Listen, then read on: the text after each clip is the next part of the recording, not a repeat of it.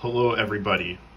On this Saturday I have not much to do, so I'll be doing, we'll see how many 3-blind example solves I do, but I'm hoping for 15, 20, something like that. Marathon video, one cut. Here we go. Scrambles will be in the description, and I'll try to say the number before every scramble so that you guys can follow along. Always scramble in your orientation so you can follow along with me. And I should probably turn on scramble tools so I can make sure I'm not mis-scrambling here. Draw scramble. Okay, this looks good. So, boom. It says twisted, but there's not really, I don't see anything that's like sort of that could be twisted as well. So we're gonna just break to, when I see this pattern here, I tend to avoid shooting to UBR, even though that's sort of like my pseudo default. When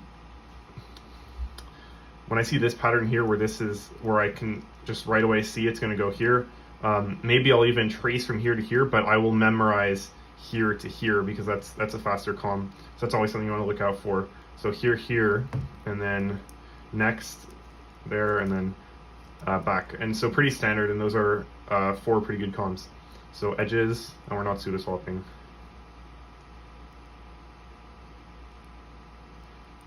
And then when I get here, this is after tracing the 4th, I saw that this was solved before. So I know this is probably my last target.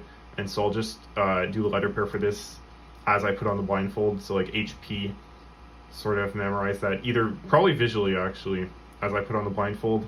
So I only really have 4 letter pairs with this visual.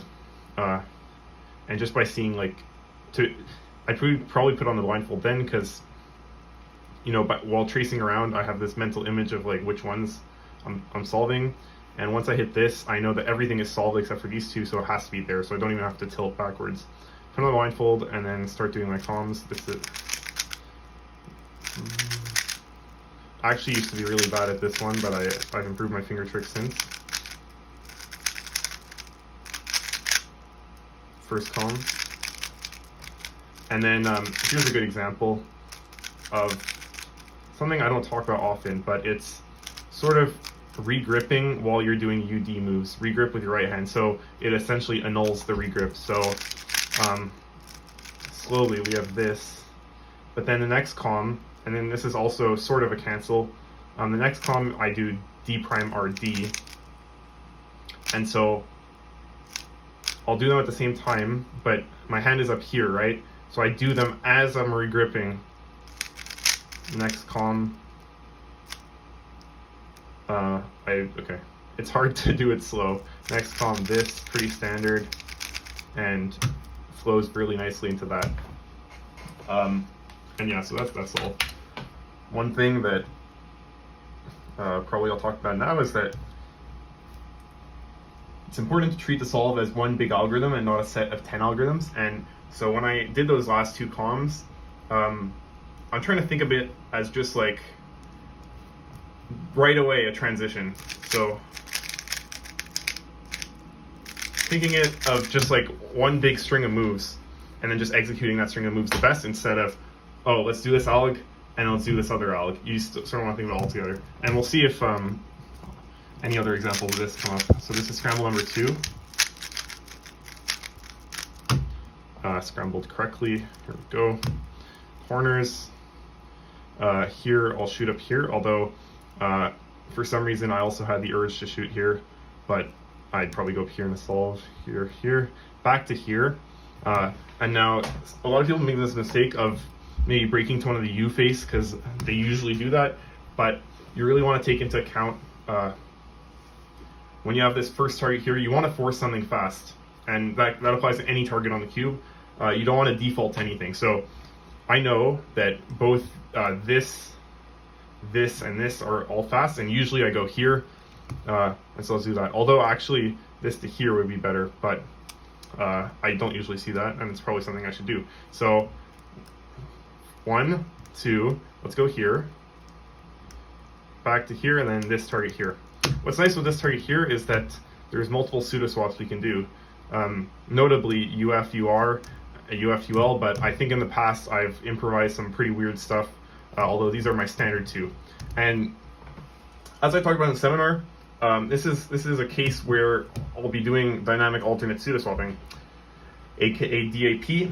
I go into edges, not really decided on a swap, and then I decide on the swap as we go to try and save an alg or force something fast. So going into edges, first comm, second comm, third comm, all pretty standard.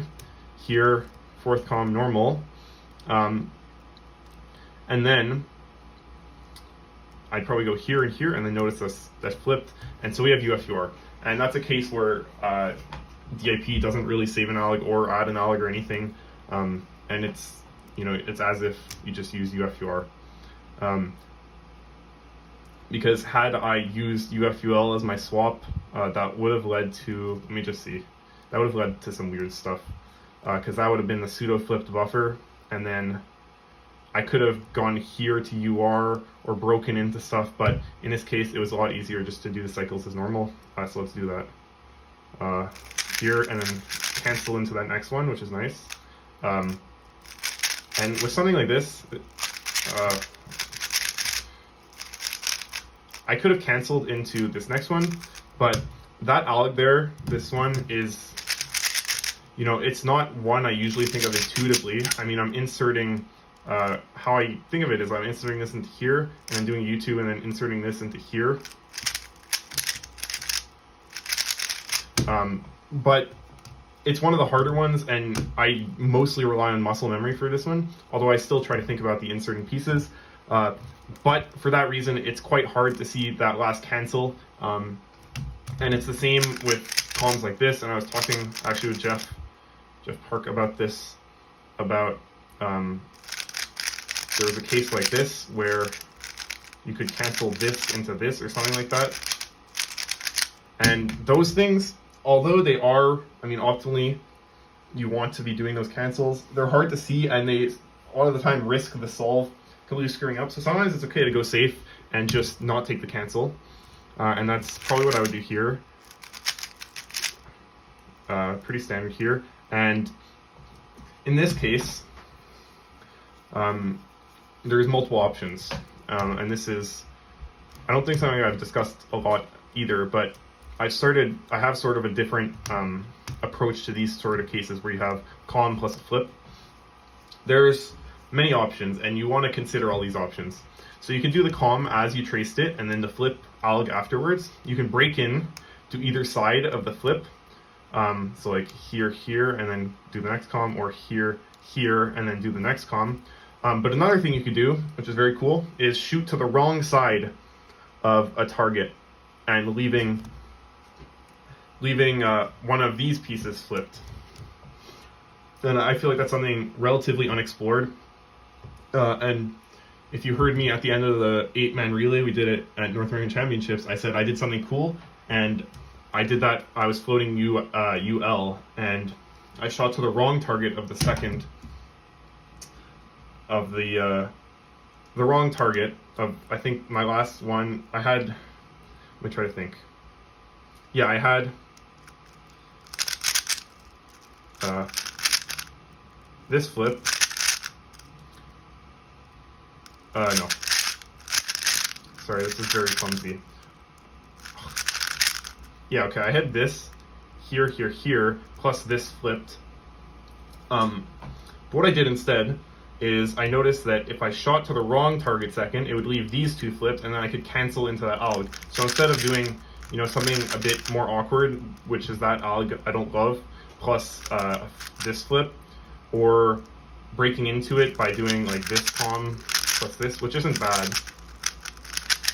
What I noticed on the spot, and what I'm happy I did, let me try to actually set this up properly.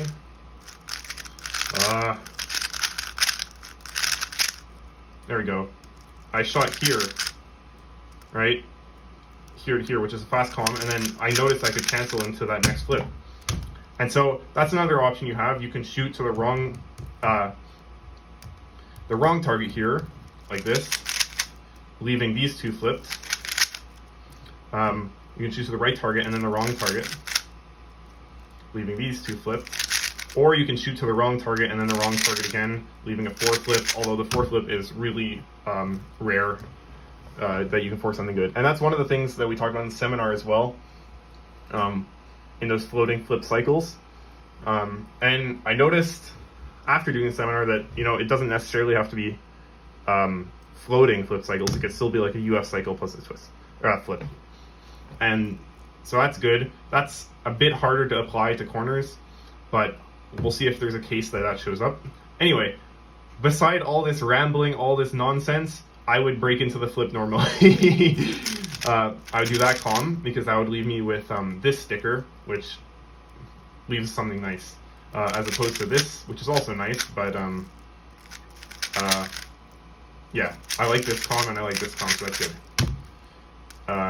Corners.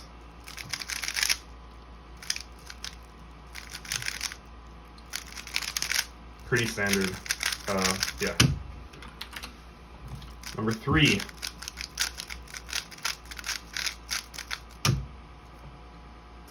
Again, this twisted corner, which usually when there's something twisted like this, I'll either just start tracing right away, but if I notice something really obvious like this, you could just leave this and float. But here there isn't. There's this, but it's sort of the wrong direction. So break to UBR again, noticing that it'll force a nice fast comm. Here, here, here, then there, back to here, and then we have a 3 twist, which sucks, but we'll just do the 3 twists. Although what's nice about these 3 twists is that you can just memorize them visually and save out. Like you're adding, it takes 2 Alex to do, but you have to notice that also saves 2 letter pairs or sounds or whatever in memo. So here in corners we only really have 3 letter pairs that we need to remember. Edges, here, here, here, here, here.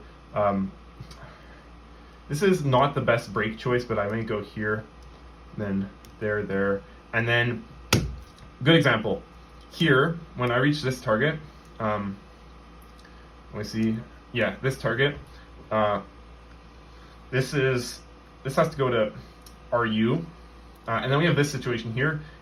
Instead of trying to figure this out in memo, I've seen enough of these cases where what to do is sort of second nature, and I can improvise something pretty good on the spot. So you can save a bunch of time in memo by, instead of screwing around coming up with your solution memo, you can just keep this in your head visually, and then deal with it when you get there, or as you're approaching. So there's the first one.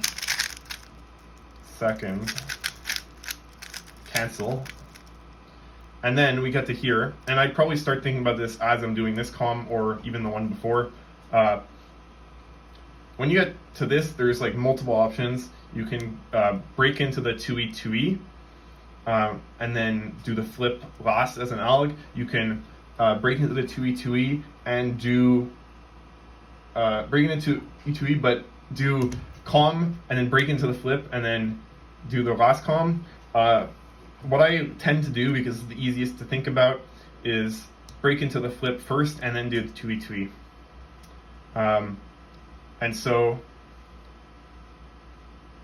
although I think I see the best option here would probably be this. I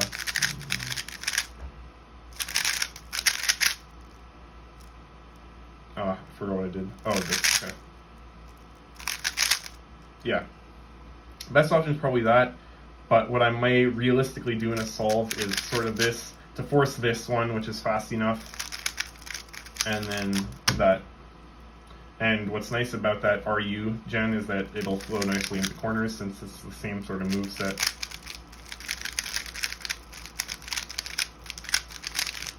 I'm sorry if that went a bit fast. You can slow it down afterwards. Solve number 4. Okay, so first comm, second comm, third comm.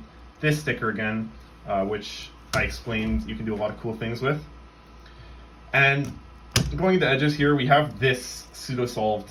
And this is really good because sometimes you can set it up to T-perms and stuff. And I think I talked about this in my one of my parody tricks videos.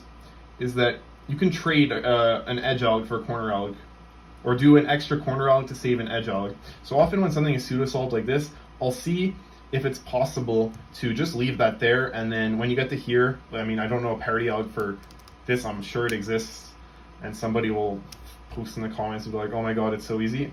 But so leave that there, and then just append this, and then do a T-perm.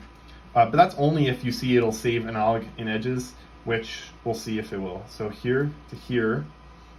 And then multiple options. We can continue with the original plan of just leaving this and float. So let's just see what that'll give. 1, 2, 3, plus the flip, 4. Or we can just go along with UFUR swap. So 1, 2, 3, 4, 5. And if I counted right, should save an alg. Let me see. 1, 2, 3, 4, 5. No. Oh my god, I'm terrible. 1, 2, 3, 4, 5, 6. Okay. Or 1, 2, 3, 4, 5. Okay, we're actually saving an edge alg by floating UR. And edge algs tend to be, I think, unless you force something really fast, they tend to be a bit slower than corner algs. I actually have no idea, but often it's nice to be able to have a nice parity alg at the end. So let's do our original plan of floating and imagine we trace everything properly. And then here we have another one of those situations where it's a 2E plus a flip. But in this case, your buffer is part of the oriented odd parity cycle, and then these two are separate. And again, you could break into the flip right away or do something here.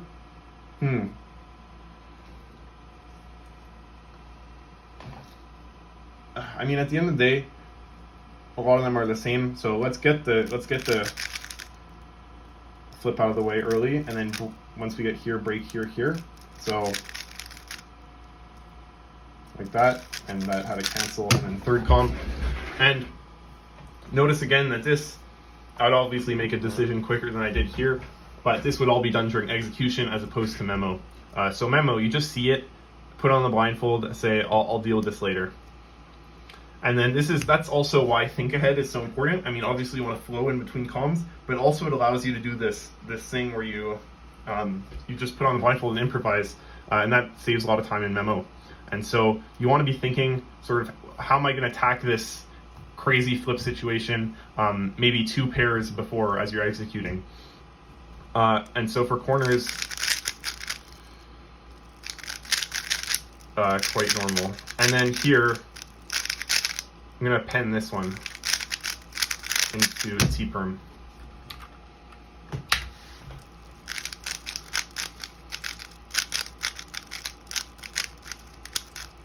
And if I'm doing something dumb, please roast me in the comments, because a lot of this stuff is stuff I've just experimented with, and now I've been putting into solves, although I haven't done any rigorous testing or whatever to see how many algs it actually saves. I just go by if it feels good. So yeah, definitely let me know. So corners, boom, boom, boom, boom, and then this is twisted, and there's a UFL cycle left, but that UFL cycle is also twisted. So I'll probably just break here and go to here. Edges, float UR. Oh, float UL, yeah. Like when there's a flipped buffer, often you just, unless you see another flip that you could pair it with, you just want to float from that buffer. Although this completely gets eradicated, like this whole floating system, you can float optimally every time with the tracing system we described in the seminar, which I suggest you watch if you haven't, by the way, since I've already referenced it like 4 times. So, there. I don't know how many people are aware of this, but this one's a nice one. And then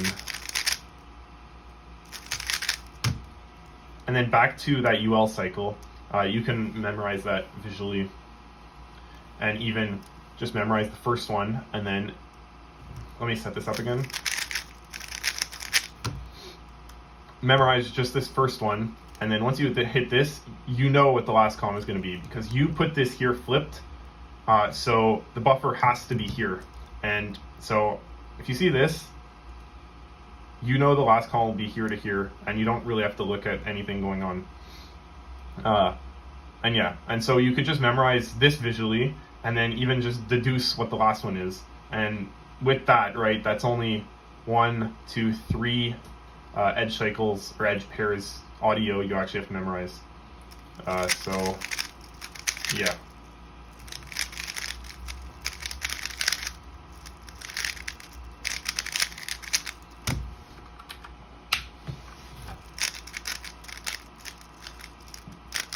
Fifth solve. Wait, maybe sixth. No, it's the sixth. Again, note that I'm going fast with the execution because these example solves are sort of more about solution building than comms themselves. So there. Again, we have this like sort of annoying flip thing, or twisted cycle. So we're gonna break here, and then I'm gonna get bullied for not. Do I know this? Let's see. I think I do. Yeah. Okay. I learned all of them over the summer, but then school started, and then I didn't practice, and then I forgot some of them. But I know this LTC, so it's good. Edges. Here, let's break here, because you see that this will be back there to there, which is fast. And then this last one. So overall, this is pretty good edges. Underrated comm right there. For this, I know this like MU spam was once popular. I really like just the DU into a mover.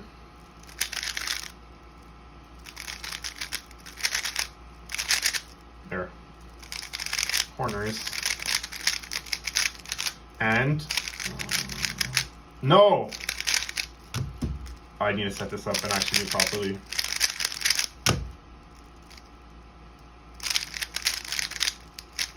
I think I'm doing the wrong.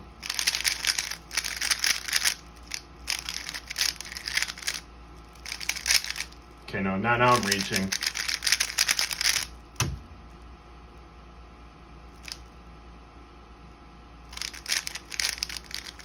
There we go. 7 solve.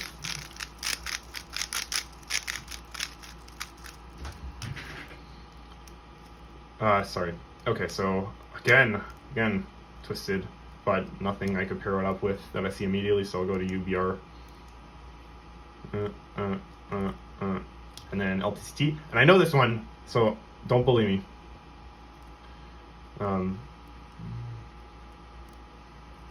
All pretty standard. We reached this, and we've already sort of pseudo-solved UR, which is annoying, but we'll just continue here. Out of all this stuff, there's not much fast stuff. What? 1, 2. So I may go either here, or I don't know. Oh, we'll go here. So 1, 2, 3, 4, 5, 6, and then we have to break into the flip. So not great edges. And here, what I should have noticed is that these two are paired up in a flip, and then I could have floated and continued on there, but I didn't, so it's unfortunate. Then another thing I could have done, but this is somewhat risky, is when I reach this, when I have to shoot back to here, I would go to here to force something really fast and break into the flip at the same time. But the reason it's risky is because there's still 4 pieces unsolved, and I don't really know what's happening. So it's very possible that I would have broken into this, and like, let's say DB would have been flipped, and I would have missed the 2 flip, which wouldn't have been fun. So this was a good break choice, and then this. And here, let's just break into the flip by going like this. because that'll force that E mover, which is good. Corners.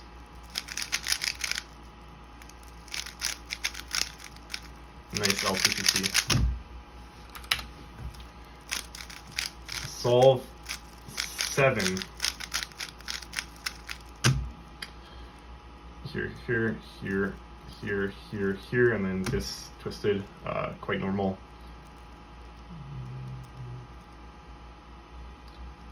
And now here, best breakpoint based on what's solved, which is all this stuff, is here, I think, or down here.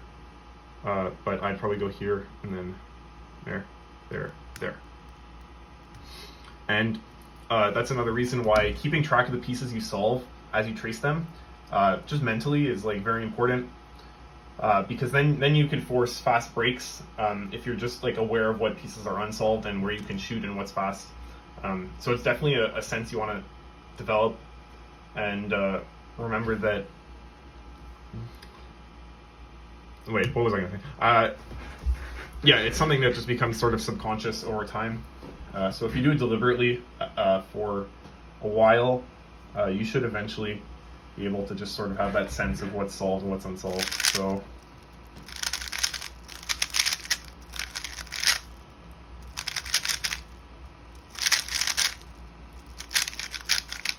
here, I've recently switched from D prime R prime U to this, sort of setting up to here to here,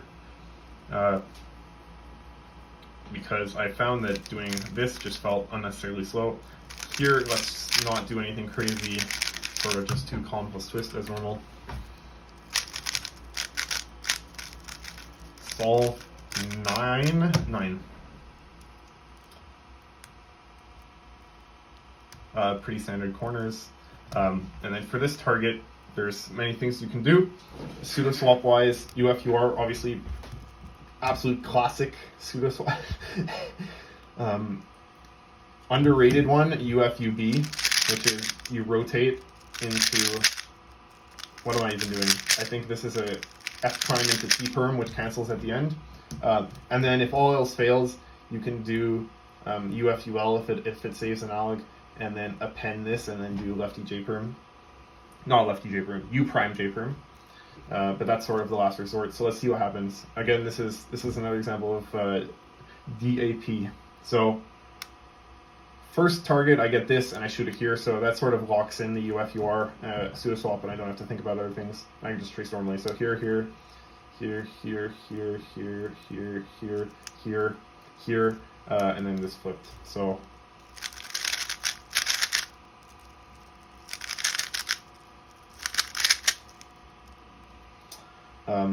and so then again, we have a bunch of different options of what to do, like I think I described in the first solve maybe, or second solve, where we can shoot a bunch of things, wrong target, right target, whatever. But what I tend to look for when I have a last target here and like one of the D-layer flips is I try to force either this or this or this, because those are all really fast and are almost like negligible time-wise, you know, around the 0.6 range or something like that. So I'd probably just notice that if I shoot to this one first, then that'll leave me with here to here, and so I do that. Corner-wise, this nice grip cancel here, and then leave this like this, and then cancel into the next alg, which does have rotation, and it's one of the only algs I rotate 4 and 3 blind. But I like it better than doing the DU, because then that can be awkward, especially considering, okay, I completely screwed up that, but especially considering it's the end of the solve, and not rotating back. You don't have to rotate back, so rotating this once is okay, and you could even do it as you're doing like the U prime. Maybe? I don't know. This is solve number 10. And let's hope I didn't miss scramble. I didn't. Did I? No, I didn't. Okay. Here, here, here, here, here, here. Standard corners. For this parity target, there's only really one pseudo swap I look for, and that's UFUR, obviously the classic. And then if worse comes to worse, you could UFUL and then append UFL and then do JPerm. But here we have this. We have UF, which you want to do UFUR. So by sending it here, I can sort of lock in the pseudo swap, and then I don't have to worry about it. So here, fast to go here, and I mean you could force breaking into this flip, but again, many pieces unsolved, so you never know where like a two flip, if you're breaking into like a two flip accidentally, or floating two flip. So there,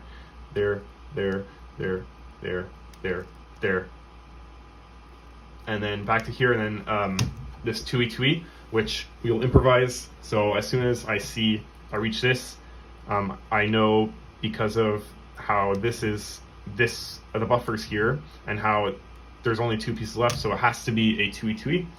Also, if a lot of this isn't making sense, first of all, I apologize. It's hard to explain this kind of stuff, and also this is really, really, really advanced stuff, and you can get down to, 17, 16 seconds just by like using floating and like just doing stuff normally and turning well and memo well. But this is really for the people who want to go way further, and get a good solve once in a while, using these fancy tricks. Which I will be honest, all this stuff I do, maybe use it once every 6, 7, 8 solves, so it's really not necessary, and it's just something that will help you get a lucky solve every once in a while, which is also a good thing because of how 3Blind is organized into a best of 3 format. So you want to get lucky when you can, but all this stuff, grand scheme of things, isn't very necessary compared to turning well, memo fast, and like, I don't know, just use floating, which floating is definitely not one of those things where it's like, oh, it'll be good for a couple lucky solves. Floating is definitely, you want to use,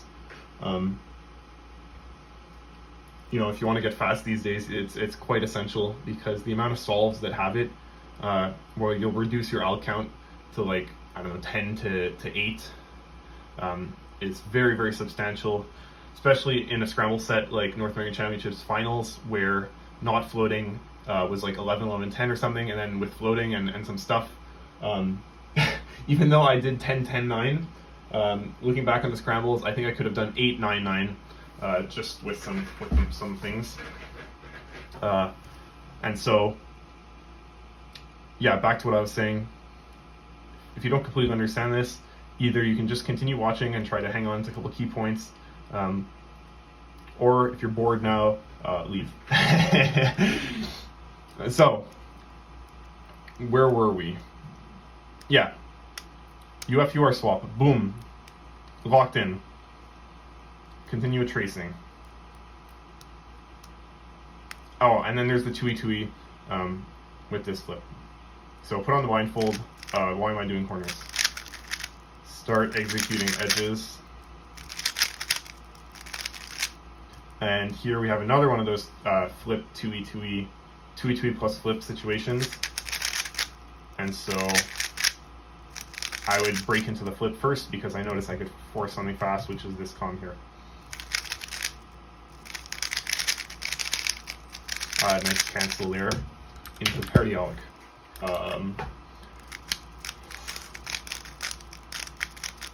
11, solve number 11.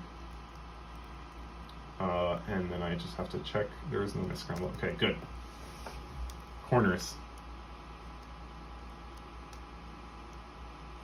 Only really notable thing is that I'll break UBR, although I think breaking UFL leads to nicer continuation, although in this case doesn't make that big of a difference. So let's go to UBR. No parity, no pseudo solving. FL has been flipped like every single solve. Okay, well, here, as I was tracing this just now, I did a really, really bad habit that you want to avoid, where even if there's no parity, you pseudo solve, you sort of like weak swap, like you pseudo solve this into here. And so as I was tracing, I'm like, okay, let's just go here, here. But that's sort of not good, because you can do the way better alternative of going here to UR. And so let's do that. Let's not do a bad habit. And then we reach back here, and I would probably break here. I fell flipped. So 1, 2, do the proper break. 3, 4, 5. And so since the last target is UB again, you want to force, if they're on the E slice, I think it's, unless you're able to do like this to this really fast, or like the first, like breaking into it, the first comm is terrible, it's usually a good idea to force you know, like L or R to there. And so that's what I'll do. I'll go here to here, which means this will be the last comm. And since I'm in this L grip, what I might do, is stay in that L grip and do the last comm like this. And this is a J. Clausen special, where, you know, instead of executing the comm, you know, normally with R moves, if you're in a grip, an alternate grip, you can execute it with wide moves, or I guess you could also see it as L prime, you know, like an LSL gen. And that's really good. That applies to things like this one as well, this, you know. So yeah, that's what I would do. And then corners, I think we said there's nothing really much interesting going on. Okay, it's all 12.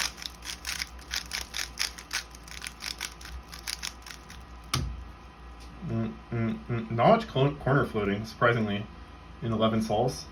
And we did get a couple of TCTs.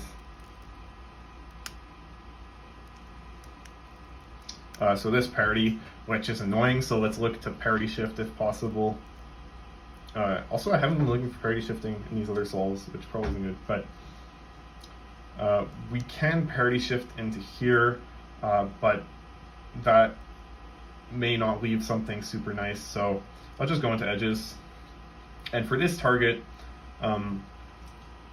you can either do UF-UR, UR-UB, which is this, or, I mean, again, append UFL and then do JPerm. And another thing to look out for is you want to also be looking out for alternate pseudo-swaps of your possible parity shifts.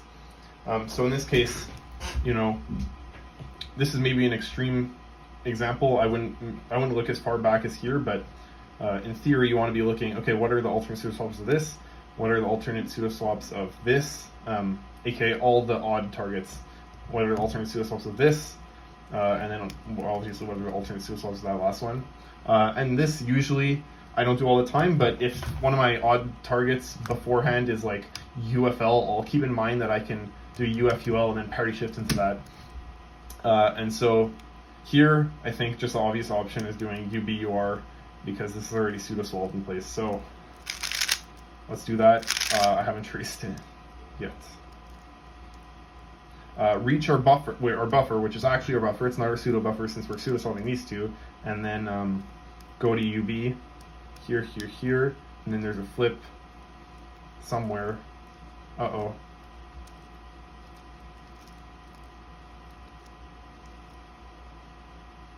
Oh, okay, I'm dumb, I'm very dumb, sorry. Not UB, UR. Let's go to UR, because this is solved, this is pseudo-solved. So here, here, and then here to here. Okay, wow. Trust me, I'm not that dumb in sols. Going slowly messes me up. Okay, so that was edges, corners. I've switched to this recently. for this case, which sometimes is done like this. R prime is actually not too bad. And then this. Okay. Solve 13.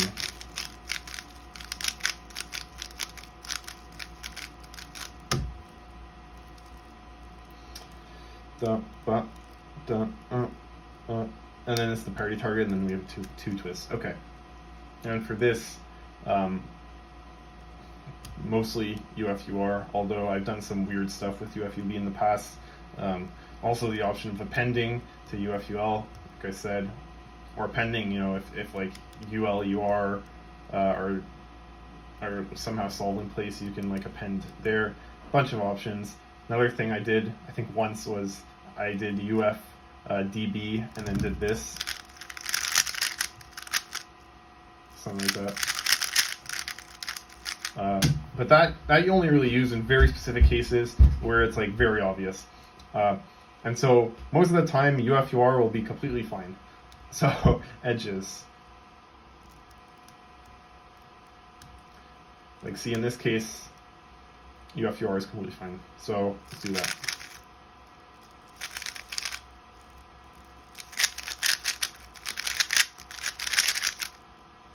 And then we have here to here, and since the last comm was R moves, I'm going to execute it like this by doing wide moves instead of L moves, or you can think about it as RSR, because that'll also go nicely into corners since you're not doing L moves and instead doing R moves, and you'll keep the R moves going. One thing I want to mention, it reminded me when I hit this target, is that this parity out where it's just like this, that can come in useful sometimes. So just keep an eye out. Okay. Here to here. Next. And then another thing that we could talk about is the order of execution of comms in a solve. And especially in corners, you have a lot of freedom about what comms to execute when, especially when you have multiple cycles. And so in a case like this, we have the UFR cycle, and we also have the twist. And so you can do that twist at any point in the solve. And often, if you have like an awkward parity alg or something that usually, like, you know, is a different move set, like this one comes to mind, and another twist somewhere, or like a floating cycle or whatever, you want to keep those cycles in mind and probably do those before everything else. You don't always have to do it in the order you traced. And I don't have a bunch of examples for this. I'm getting a call from somebody and I'm going to ignore it. Okay. I don't have any concrete examples for this, but you know, if you have a UFL cycle, you could, and you have like a single UFL comm plus 3 UFR comms, you can feel free to do like 1 UFR comm and then UFL and then the 2 UFR, or 2 UFR and then 1 UFL and then the last UFR. Or if you have twists, do things that make sense, that cancel moves, that flow well. So in this case, for this parity alg, you either do the JPerm one or the one I'll show. And the one I'll show is a bit, you know, you don't usually use this type of turning for corners. But for this twist, you do use the type of turning you're using before. So I would probably do the twist, right? And then do the parity alg. And although this isn't like super important and won't save much time, it's just something that, you know, you can avoid lockups with, avoid some awkward regrips or whatever. And again, in the grand scheme of things, probably not the most important, but just something to keep an eye out for.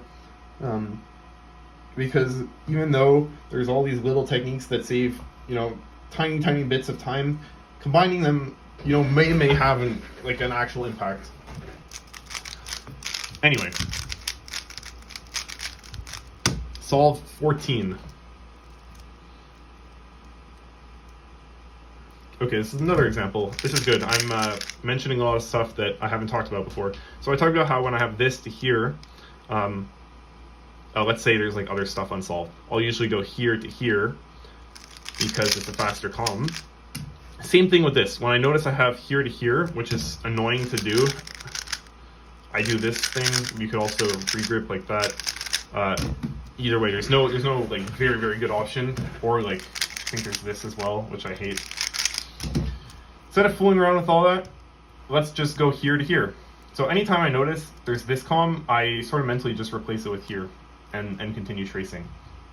So here and then back to here. And then this 2 swap, which I learned in ALEC 4 over the summer, and I have forgotten. Out of all honesty, or on whatever, I forgot it. So let's do a small brain solution and just go like here to here and then back to here, or something. You don't actually have to figure it out in memo. You could just see this 2 swap and then continue on to edges and then deal with the 2 swap and just sort of memorize the 2 swap visually. But I will pseudo swap UFUR.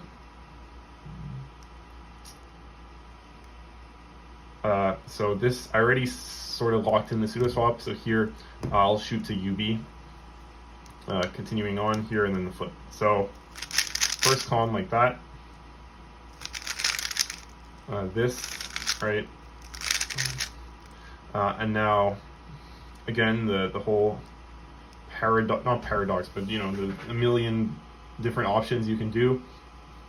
Here, I see 2 good things. You can break into either of the side of this and force something fast. So here to here, you force the fast first comm. The second comm is, you know, also fast, but probably less fast than going here to here.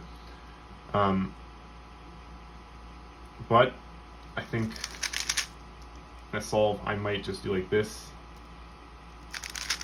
I thought I had a block comm for a second, but I didn't. Oh, okay, this is another good thing I can show. When we have here to here to here, right? That's in this grip. This next one, you know, standard way to do it is in home grip. However, always be on the lookout for doing this ALEC like this to cancel, to grip cancel. So when I do this ALEC, I can both move cancel, but also grip cancel into the next one. So in general,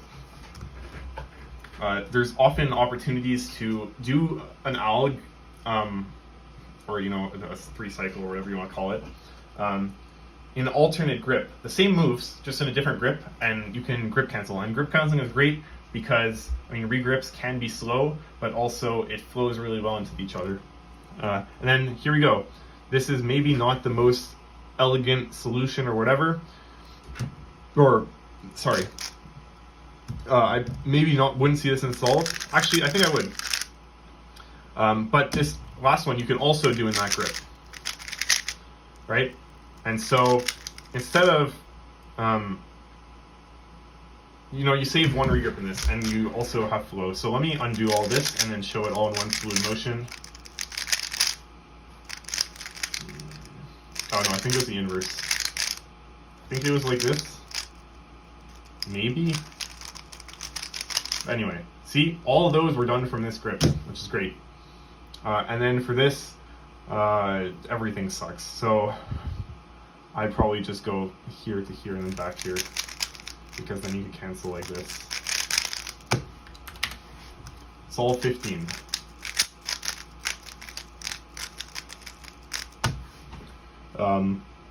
Well, okay, I'll probably do 20, because we're already at 48 minutes. So probably do 20. That'll give a nice like 1 hour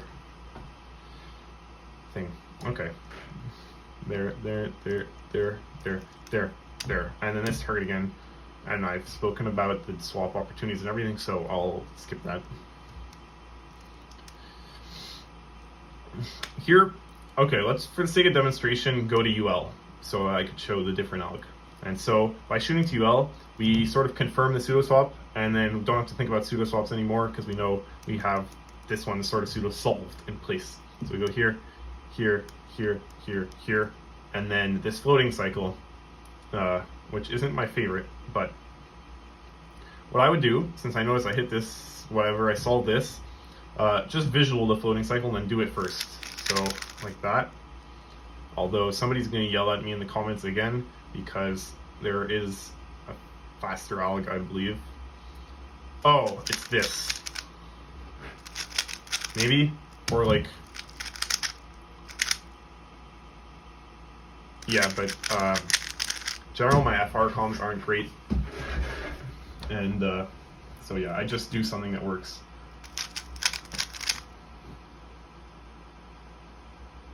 Okay. Edges. And another reason why I broke UL is because even though it's the same comm, just mirrored, the righty one is a bit better because it's righty.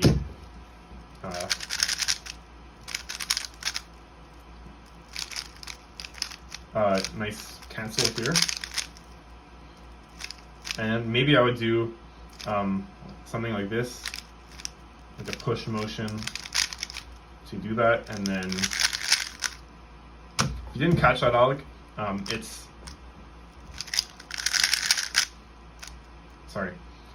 this UFL alg, which is this UFR alg, but from a UA, except an R prime into it, which is pretty fast, honestly. And then you could also do a regripless, but I find the finger tricks aren't as good. Okay, so all 16.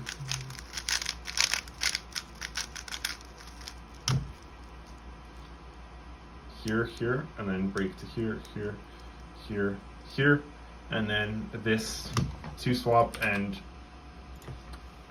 or this T2C actually, and I haven't learned T2C yet, but I'm gonna go pull up, I think I've gen this one before, so I'm gonna try to find it. So this is, okay,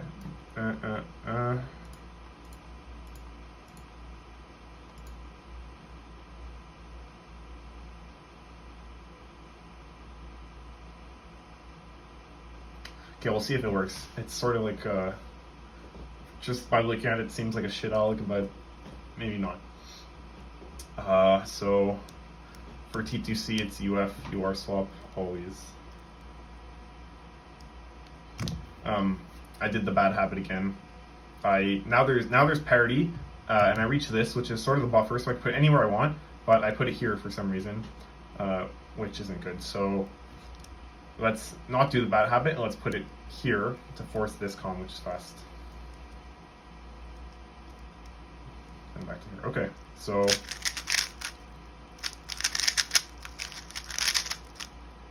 with that comm, you have the option of doing it the wide way as well, but in this case, it doesn't really matter. Or it does matter because the L move is faster, but sometimes it's good to use the fat one to the grip cancel or whatever. But the L move independently is probably faster. There. Last one.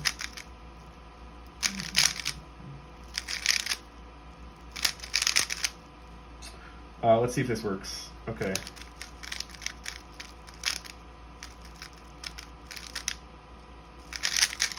Oops. Okay, wait, it was this.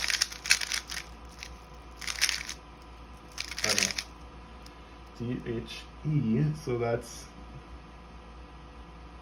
Oh, okay. I did the wrong thing, okay.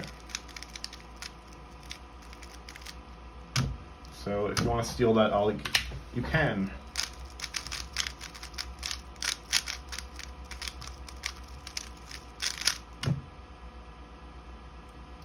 Sol 17. Finally, some corner floating. Hell yeah. So we're going to go to UFL. 3 pretty good comms. No parity. Again, I did the bad habit where I sort of pseudo-solved this into here, but in this case this is flipped. And so there's multiple options. You can sort of not take the lottery, but you can leave these flipped and then float. And the reason I say take the lottery is because sometimes there's another flip on the cube, but I think in this case you're just going to be doing comms from a different buffer instead of UF, which is fine. Sorry, that didn't make sense. Maybe it made sense to some of you, but doesn't matter. So reach here, and then let's just leave these two flipped and then do a flip alg or break into it, float UL, and sort of break here, and then here. So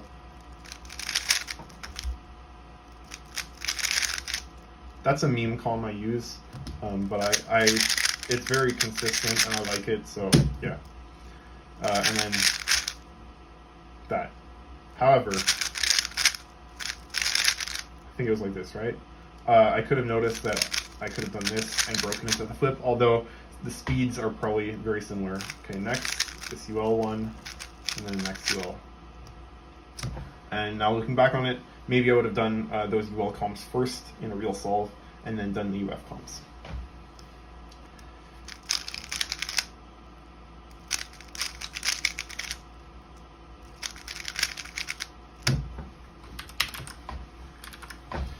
Solve 18.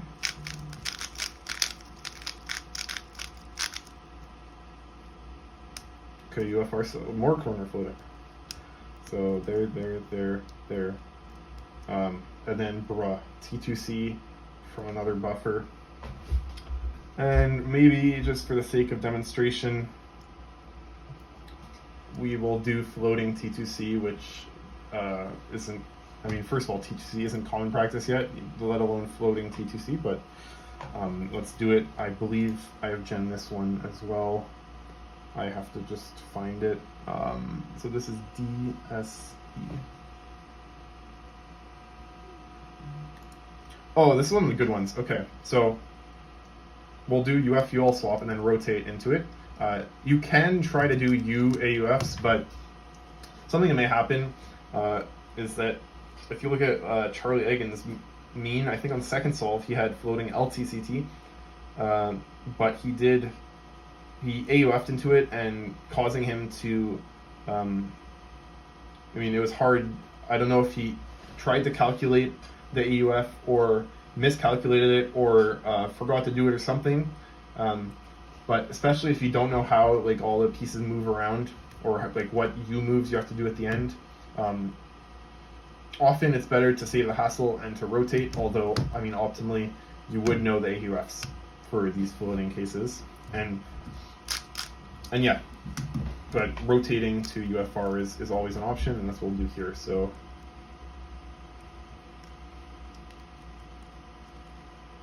and then this is our pseudo buffer, and let's float UL, and I do that UL column right away.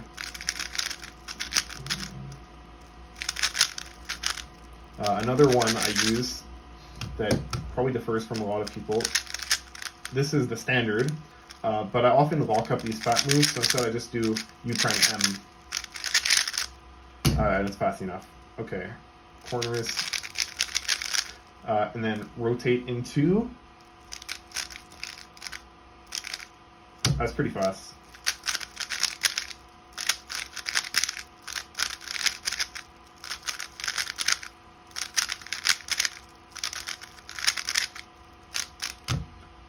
Good alg. Okay. Solve 19.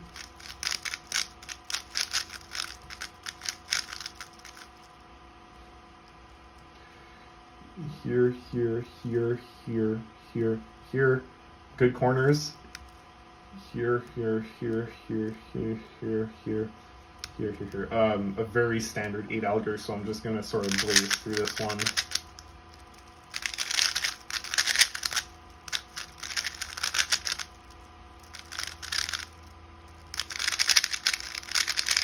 Okay. Solve 20.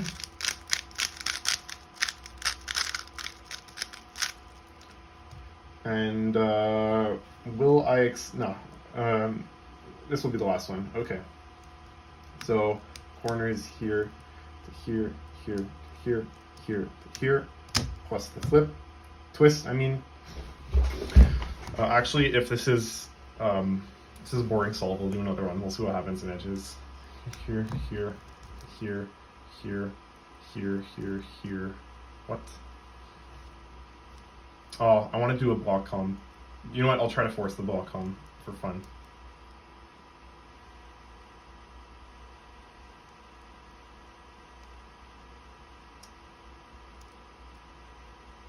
Okay. This is a very not realistic solution. What I would probably do is just break here and then continue on.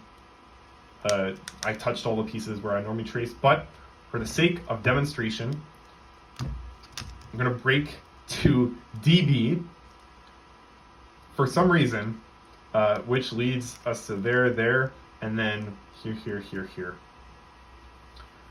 And now we notice that in corners, I had the letter pair, DO, which I think for SPES people, this is, you know what, figure it out on your own.